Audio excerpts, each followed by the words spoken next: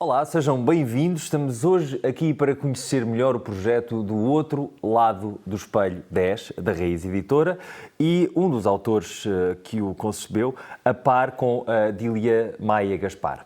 Vamos fazê-lo através de uma seleção de perguntas recolhidas nos últimos meses em escolas de todo o país, junto de centenas de professores, esperando respostas que possam clarificar todas as dúvidas. Connosco temos aqui o professor António Manzarra. Olá. Sim, olá. Muito bem-vindo. É um defensor da abordagem mais prática e significante da filosofia, com formação em áreas específicas como filosofia para crianças e educação especial, entre outras. E a outra autora é, como já disse, a Dília Maia Gaspar, que é especializada em questões de género. É autora de manuais escolares desde 2007, procurando sempre encontrar novas formas pedagógicas de abordar os conteúdos filosóficos e promover o espírito reflexivo, estou a dizer bem, não estou? E crítico em contexto de aula. Vamos então passar para as perguntas. Então, a primeira pergunta chega-nos da Escola Secundária Avelar Brotero, em Coimbra, e a pergunta é feita pelo professor João Carlos Lopes. Assumiram no projeto um respeito em relação ao perfil dos alunos à saída da escolaridade obrigatória e às aprendizagens essenciais, e não só no que diz respeito ao saber que, mas ao saber como? Sim, isso foram preocupações que tivemos em atenção na elaboração deste projeto. Portanto, ponto 1, não que fosse apenas um projeto conceptual, ou seja, de expor conteúdos, e que de facto muitas vezes, mas que eles também tivessem um significado para os próprios alunos, que eles percebessem que de facto filosofar faz parte da vida, da condição do ser humano, e que a partir daí eles têm que saber como pensar, e portanto não é apenas um saber que, mas também um saber como.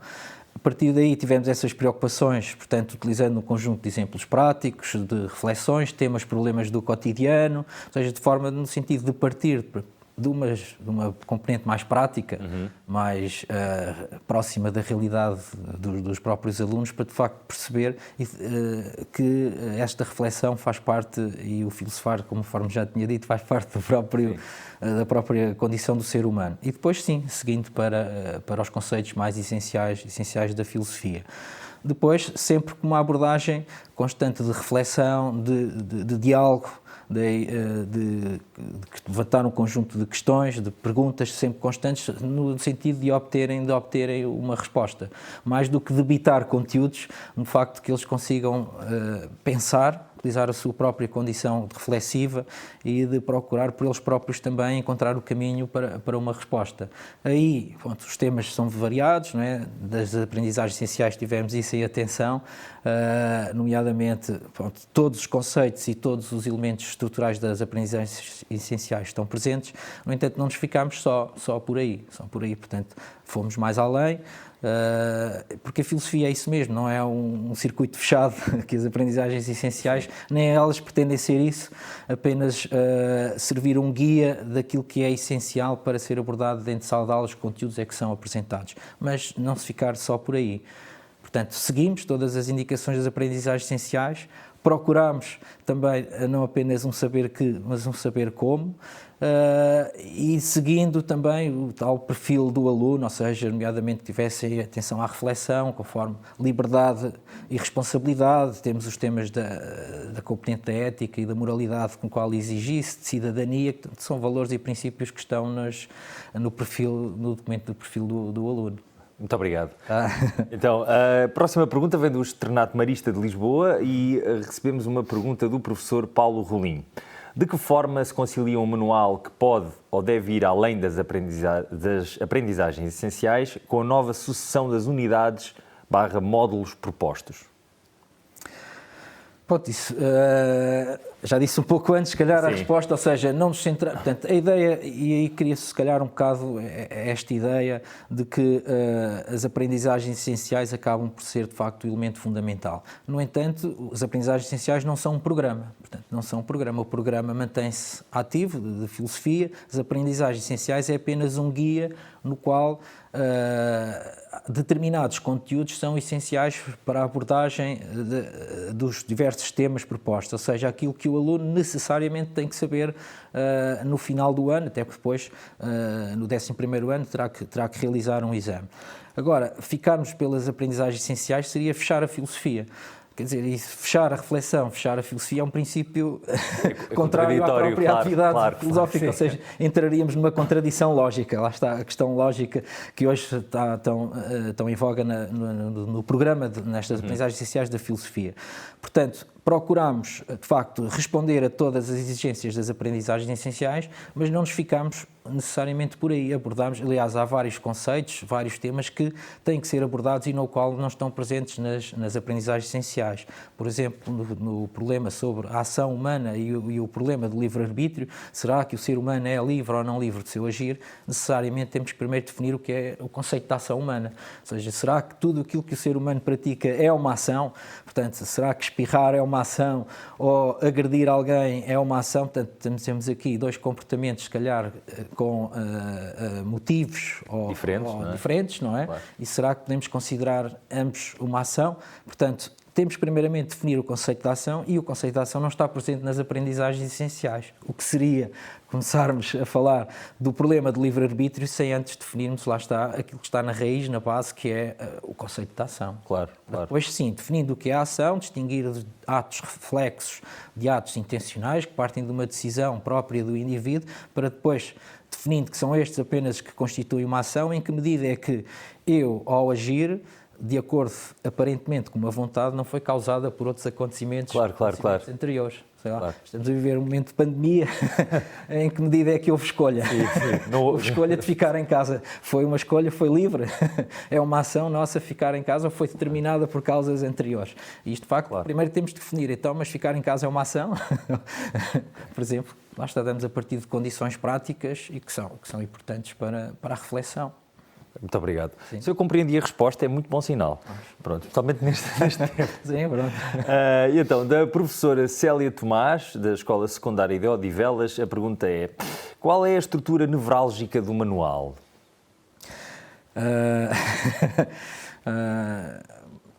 Portanto, a ideia principal que tivemos, portanto, foi, e daí o próprio título, de O Outro Lado do Espelho, ou seja, do outro lado do espelho, apesar, à frente do espelho posso estar eu, ou seja, ser uma duplicação do eu, no fundo há sempre um diálogo.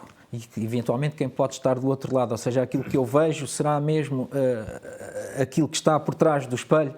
Portanto, ou seja, e aí foi, sobretudo, a partir desta ideia que nós pretendemos desenvolver o manual, ou seja, que houvesse um diálogo constante entre o aluno e o próprio manual. O aluno, os alunos, o professor, a turma, portanto, todo este contexto. Ou seja, e eu penso que essa é que é a grande, de facto, estrutura nevrálgica, ou seja, começamos com um tema-problema partindo em cada capítulo com um problema do cotidiano, desde algo de uma notícia como uma situação hipotética da realidade, e sempre acompanhado de um conjunto de questões, ou seja, a partir daí vamos sempre fazendo essa atividade filosófica de constante questionamento, de procura de curiosidade, ou seja, vou levantando perguntas e as perguntas vão trazendo novas respostas.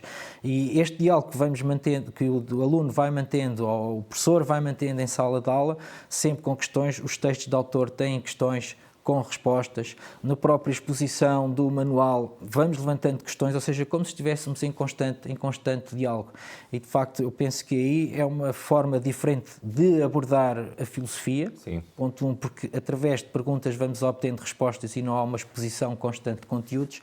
Outro aspecto também importante é pegar nestes exemplos práticos do cotidiano, perguntas que nos vão surgindo e que nós vamos levantando ao longo da vida, problemas que vamos vendo nas notícias e que, de facto, exige, se calhar, uma reflexão mais abstrata que entra, eventualmente, no domínio filosófico. E os alunos irão perceber um pouco melhor, ou seja, se vamos perguntar o que é a moral ou o que é a ética, não é? Ou distinguir o objetivo do subjetivo, se calhar é conceitos demasiado abstratos. Agora, se perguntarmos, por exemplo, não é, um determinado crime que foi cometido, será que é objetivamente correto condená-lo à prisão perpétua ou não existir uma prisão perpétua? Será que seremos justos? Bom, e aqui já estamos a entrar no campo de conceitos abstratos, partindo de uma realidade concreta. É uma aplicação mais prática. E agora, a próxima pergunta, vamos ver se eu consigo fazer como deve ser. É uma pergunta do professor Paulo Rolim, do Externato Marista de Lisboa. Tendo ainda em consideração o discriminado no documento das aprendizagens essenciais como ética, direito e política, liberdade e justiça social, igualdade e diferenças, justiça e equidade. Como tornar compreensível a passagem da necessidade de fundamentação da moral para a filosofia política, tendo em consideração, sobretudo, a forma minimalista como se explicita e se deriva a designada experiência convivencial. Bem, essa seria a pergunta após 50 mil euros. Sim, eu acho que esta eu pode pedir ajuda do público se quiser. Exato. Lá está. Já não sei em que pergunta é que vamos, mas já é se calhar a terceira com as aprendizagens essenciais e, de facto, isto é uma preocupação dos professores, mas acho que seria importante, de facto, desmistificarmos um bocado, não é? Não no sentido de que elas têm que estar presentes, mas dependermos única e exclusivamente delas. E, portanto, o próprio professor, se calhar, poderia responder a essa questão quando, se ele considera que há uma abordagem minimalista de um determinado tema, ele, de facto, porque não ele próprio sair dessas aprendizagens essenciais? Portanto, ele é que vai gerir a aula, ele é que vai gerir os conteúdos e nós apresentamos um conjunto de instrumentos de forma a permitir que ele possa não estar apenas cingido às aprendizagens essenciais, ou seja, com o devido respeito aos meus colegas de matemática, mas a filosofia não é matemática, não é 1 mais 1 igual a 2, mas podemos questionar em que medida é que 1 mais 1 é igual a 2 ou as formas de chegar a 2. E, portanto, nós procuramos esse sentido. Tivemos que seguir as aprendizagens essenciais, de facto não nos permitiu também desenvolver todos os temas como gostávamos, senão o manual teria 500 páginas e que não seria desejável. Portanto, centrámos de facto nas aprendizagens essenciais, a partir daí demos um conjunto de alternativas possíveis, ou em notas laterais para o professor, onde pode explorar determinados temas através de filmes, através de PowerPoints, ou através de textos que estão nas outras leituras, ou no livro do professor, que é um manual de apoio. Portanto, dar-lhe instrumentos para ele, se quiser, poder seguir outras vertentes e não estar cingido àquilo que lhe é solicitado. Portanto, se ele considerar que há um lado minimalista, apresentamos um conjunto de outras alternativas no qual ele poderá abordar. Sim. Como é que nós fizemos? Aí, de facto, tivemos que, as aprendizagens essenciais, que no fundo não deixam de ser como guia, procurámos fazer, sem dúvida, esta ligação. Primeiro, a ética, de facto, que há primeiro um fundamento ético, no qual depois que as pessoas, por não cumprirem, apesar de na nossa consciência todos temos o desejo de sermos morais e éticos, mas na verdade isso não acontece. Não acontece. Depois a tal ligação do direito, não é, que torna mais objetivo essa necessidade de agirmos, criar regras objetivas, factuais, externas ao indivíduo, para depois fazer a ligação para a política e a dimensão da sociedade justa. Percorremos aí, mais uma vez, algo que não está presente nas aprendizagens essenciais, fizemos um breve apanhado histórico da organização do Estado. Sim. Portanto, procurando fazer esta ligação das várias teorias políticas, mas de uma forma simples, e não faria sentido estarmos a carregarmos essa ideia quando não fazem lá está a parte das aprendizagens essenciais. Isto porque depois é difícil no manual agradar pois a uma gestão, não todas é as pessoas. Claro. Portanto, e de facto aí tivemos que seguir sem dúvida as aprendizagens essenciais, são elas que estão terminadas, são elas que vêm para exame. Agora, procuramos é depois criar uma espécie de ramificações que pudessem o professor depois ter essa liberdade de gerir o programa, o manual, a aula, de forma como ele achar mais... Uma disciplina tão pouco estanque, não é? Porque não é... E temos contextos diferentes, claro. Temos pessoas que defendem, se estiverem mais centrados nas aprendizagens essenciais, podem seguir porque estão lá presentes e têm condições para isso. Quiserem sair um pouco das aprendizagens essenciais, têm condições para o poder fazer, não só no manual, mas depois noutras peças que estão presentes no contexto. Tenho alunos com um nível de exigência mais elevado, também tenho textos com conjuntos de temáticas e de problemáticas que poderá o professor explorar. Claro. Tenho alunos com um grau de dificuldade ou de motivação mais reduzida, também tenho essa possibilidade de abordar de uma forma mais simples o manual. Agora, é difícil conseguir um manual que se agrade de facto a todos, não é? Claro. Não pode ser um arco-íris de conter todas as cores. Claro. Procuramos encaminhá-lo para ir ao encontro da cor que quiser, mas isso É impossível. Claro que sim, impossível. claro que sim. Muito obrigado. E agora, Dolores, e esta pergunta acho que já foi respondida várias vezes pelo caminho, mas Dolores, da Escola Básica 3/Secundária São João da Talha, recebemos a pergunta da professora Manuela Arriaga. O livro do professor deveria incluir textos mais modernos para que possamos aprofundar certos temas quando for pertinente e ainda para que o professor possa atualizar os seus conhecimentos. Como responde a este desafio? Nós nem foi só o livro do professor, foi o livro do professor e também o próprio manual. Agora, isto, lá estávamos a falar justamente de agradar a todos e de facto é complicado. Há pessoas que nos dizem os textos clássicos é que são importantes. Outras pessoas dizem-nos, não, de facto temos que inovar e não estarmos sempre dependentes dos textos clássicos. Bem, então e agora? Não podemos fazer 2 manuais para a pessoa X e tivemos essa preocupação. Agora, há autores clássicos que de facto têm que estar presentes. Não é possível abordar um Immanuel Kant ou um Stuart Mill no domínio da ética sem abordar os próprios autores, ou seja, esses textos têm que estar lá. Não faz sentido estarmos a abordar um autor e não utilizar um único texto do autor, quer dizer, claro. Só comentadores. Portanto, nesse aspecto, esses textos têm que estar presentes. Agora, o que fez de facto escolher os textos foram esses dois aspectos fundamentais. Um deles que é de facto a referência em relação à atualidade. Procurámos sempre atualizar um conjunto de textos e não manter alguns textos que já são abordados do tempo em que eu era aluno, que ainda existem alguns textos que ainda são abordados do tempo em que eu era aluno, pronto, mas se têm pertinência, por que não? Pronto, e essa é que é a grande questão. Outra foi a pertinência do texto. Se o texto é pertinente, é adequado ao programa, por que razão não o devemos manter? Claro. Agora, tanto o livro do professor como o próprio manual têm um conjunto noutras temáticas de textos contemporâneos, voltando ainda, por exemplo,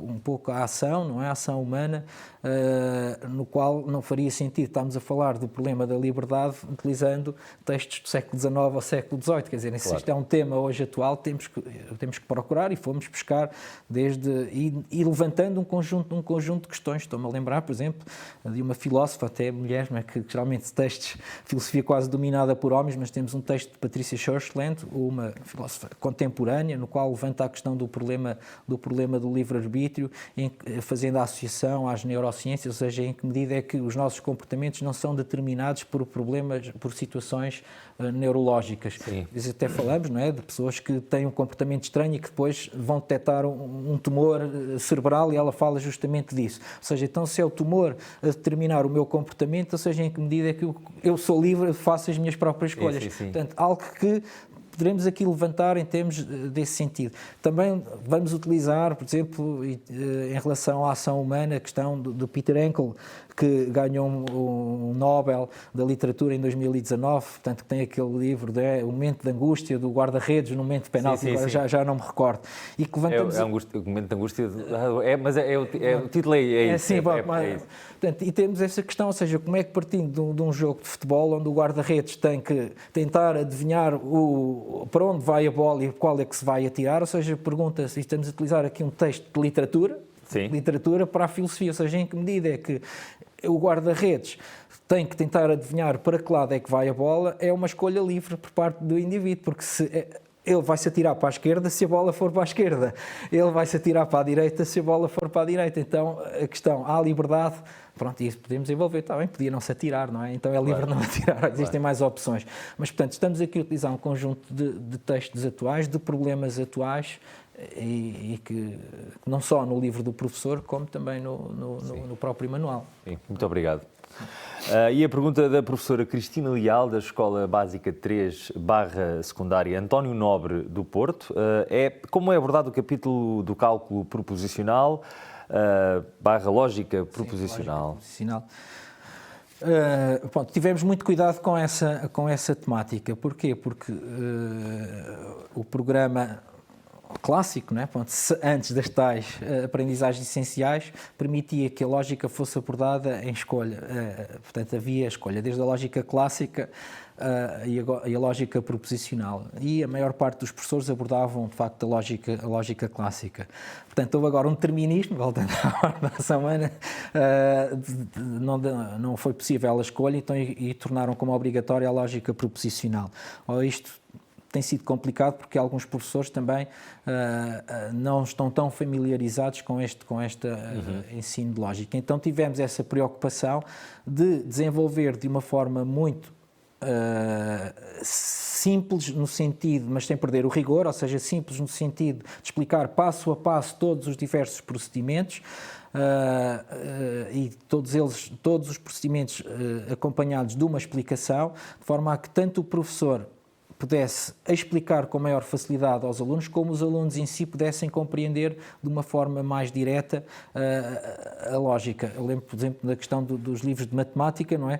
Que às vezes aqueles que eu tinha eram exercícios e pouca explicação, ou seja, eu querendo estudar em casa não conseguia estudar porque eu tinha que resolver os exercícios. Aqui não colocámos exercícios, portanto estamos a falar de uma componente mais matemática, lógica, mas procurámos sempre explicar desde como se distingue as proposições simples das proposições complexas, quais as regras, as diversas conectivas, como a ligação das diversas proposições simples, qual o seu valor de verdade, como se constrói uma tabela de verdade. Portanto, tudo isso foi sempre explicado passo a passo e de uma forma, situações depois de exemplos, como simbolizar determinados enunciados em linguagem simbólica e, portanto, e sempre todos esses exercícios foram também quase todos eles partindo sempre da linguagem natural para depois passarem para a linguagem simbólica. Portanto, não aparecer apenas a linguagem simbólica e matemática sem depois percebermos a ligação com a realidade. Então, não, vamos colocar um conjunto de questões. Se chover, leva o guarda-chuva. Então, como está a chover, ora está a chover, então vou levar o guarda-chuva. Estamos aqui a produzir um raciocínio, em vez de estarmos a colocar log P implica Q e P log Q, e que é uma regra lógica válida. Portanto, partimos sempre de a linguagem natural primeiro, para depois perceberem a sua aplicação com a dimensão simbólica. Além do mais, também depois vamos sempre colocando vários exercícios ao longo da explicação de cada conteúdo, ou seja, tabela de verdade, explicação, exercícios, método de inspectores de circunstâncias, exercícios, explicação, exercícios, simbolização, que vem antes, portanto, explicação, exercícios, portanto, sempre, ou seja, havendo regularmente uns exercícios que permite aferir depois a aprendizagem, a aplicação, claro, por parte dos alunos. Além do mais, também temos nos recursos multimédia e digitais, portanto, um PowerPoint que será disponibilizado e que também explica passo a passo, ou seja, é extenso, mas depois também é editável e que o professor pode depois decompô-lo em vários, porque tem se calhar 60 slides, já não me recordo, pronto, mas ou seja, sempre a explicar, vamos, passo 1, passo 2, passo 3, de forma a que o professor possa explicar devagarinho em sala de aula para que os alunos possam perceber e para o professor que tiver mais dificuldades possa também sentir confortável na abordagem destes Este tema está bastante completo na forma da sua abordagem. E sobretudo prático, objetivo e simples no sentido de entendimento, não simples no sentido de conteúdo, de rigor e de conteúdo. Claro. Obrigado. E também colocámos depois alguns exercícios de nível de dificuldade mais elevado, mas o professor, isto se calhar já é demais para estes meus alunos, dizem, não é? Olha, façam só os 3 primeiros exercícios e esqueçam o 4 e o 5. Pronto, isso cabe ao professor colocar, porque se fôssemos colocar apenas exercícios simples, iriam os professores que estão mais familiarizados com este tipo e que têm boas turmas, diriam, isto é tão simples, não é? Pronto, iriam criticar. Os outros iriam dizer, isto é tão complicado. Então, colocámos exercícios gradualmente com o seu nível de dificuldade, que haverá depois ao professor de fazer depois a seleção. Claro. Há oferta para níveis de exigência diferentes. Sim. Claro. Obrigado. E agora vamos para 2 perguntas da professora Paula Gabellieri. Espero não ter falhado, professora, do Colégio Pedro Arrupe, em Lisboa. A pergunta: existem exercícios de aplicação da lógica ao longo das várias unidades programáticas? Uma pergunta. Os conteúdos da lógica formal e informal serão tratados como instrumentos aplicáveis a todo o trabalho filosófico ou serão tratados como unidades independentes sem relação com os problemas filosóficos abordados nas diversas unidades? Tivemos esse cuidado. Portanto, há uma parte do programa onde é abordada a lógica proposicional e depois é solicitado que ou seja, a lógica proposicional é importante, mas de facto como um instrumento, não como uma finalidade que se fecha em si própria. Todos os nossos raciocínios recorrem à lógica para podermos ordenar os nossos próprios pensamentos. Portanto, e a lógica é abordada, no nosso entender aqui neste sentido, como uma ferramenta que depois permita abordar outros conteúdos de acordo com este rigor à estruturação dos nossos raciocínios e perceber que há um conjunto de condições ou há uma conclusão, ou seja, para eu defender alguma ideia, que é uma tese, tem que ter por base um conjunto de premissas, ou seja, um conjunto de elementos que me possam chegar a essa conclusão. E depois então tivemos esse cuidado, ou seja, depois de apresentar essa ferramenta, que é a lógica proposicional, surgem outros conteúdos, outros conceitos, nomeadamente a ação humana, os valores, os juízos morais, o problema das teorias morais éticas e depois a componente da justiça. E ao longo de todo o manual colocámos em nota lateral, ou seja, para depois não se cingir, lá está, aqueles professores que não forem tão adeptos desse domínio, não colocámos diretamente na exposição, mas colocámos em nota lateral como formular aqui o raciocínio lógico de acordo com um determinado problema. Pergunta, será que os juízos morais podem ser universalmente verdadeiros? A teoria X diz que sim, a teoria Y diz-nos que não. Agora, para dizer sim, tem que haver uma estruturação lógica e encadeamento desse raciocínio. E isso sim, colocámos em alguns momentos do manual numa nota lateral. Para quê? Para que, de facto, o professor quiser insistir mais nessa abordagem, poderá utilizá-la. O professor que não se sente tão confortável ou que não aprecia tanto isso, estando na exposição, seria uma obrigatoriedade quase colocar o próprio professor na obrigatoriedade de o abordar na medida em que um aluno poderia colocar. Então decidimos colocá-lo antes nas laterais, de forma a estarem presentes, para que, de facto, quem quiser aplicar. E existe um conjunto de formulações lógicas com as diversas regras para poderem ser aplicadas.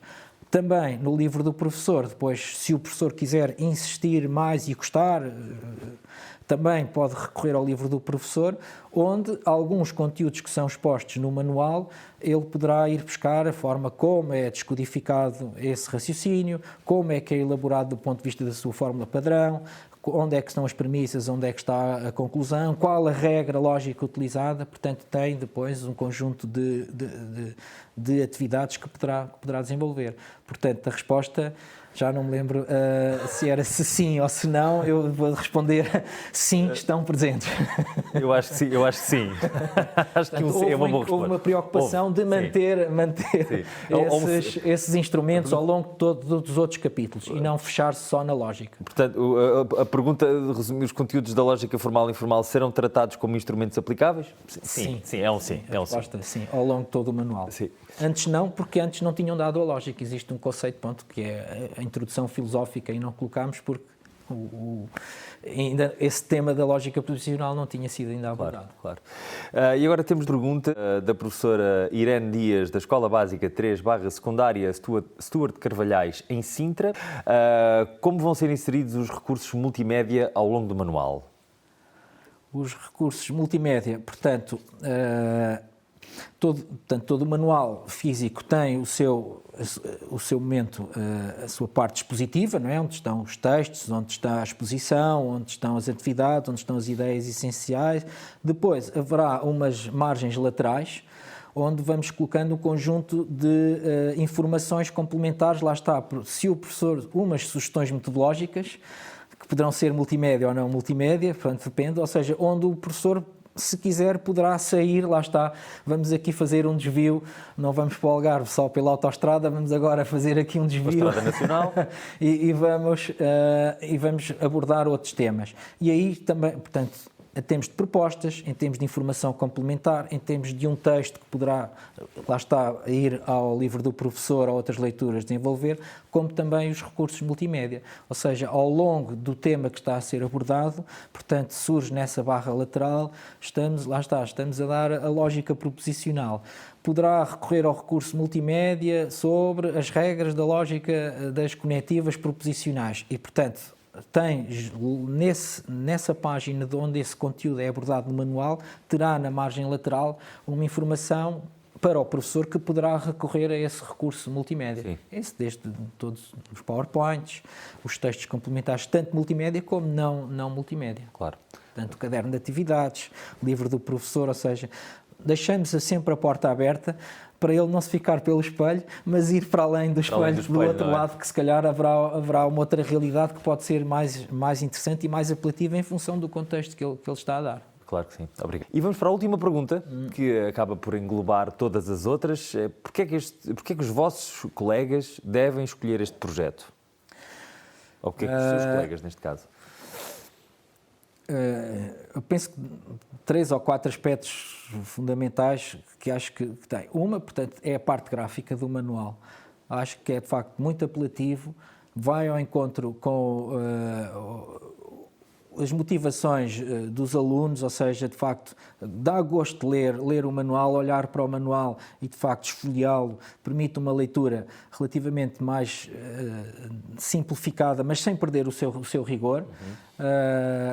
Também a orientação no próprio manual, ou seja, abrimos o manual numa página qualquer e rapidamente nos conseguimos identificar qual é o conteúdo que está a ser abordado. E, de facto, é um manual a pensar no aluno, é um manual, de facto, no qual o aluno possa ler, possa analisá-lo, possa se envolver no trabalho filosófico e perceber alguns conteúdos. Este é um dos aspectos que eu acho fundamental.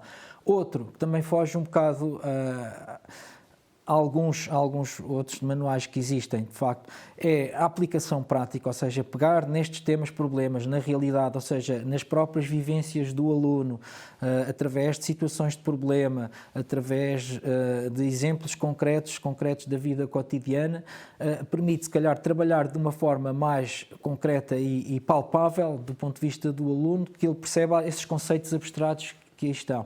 E alguns manuais, se calhar, optam por uma questão mais tradicional e clássica e que fazem bem, porque é esse o seu percurso. Agora, cabe a nós, achamos que, de facto, este pode ser uma novidade e, se calhar, pode tentar encontrar aqui a filosofia, encontrar um rumo que possa orientar os alunos para o maior gosto pela filosofia, mais generalizado.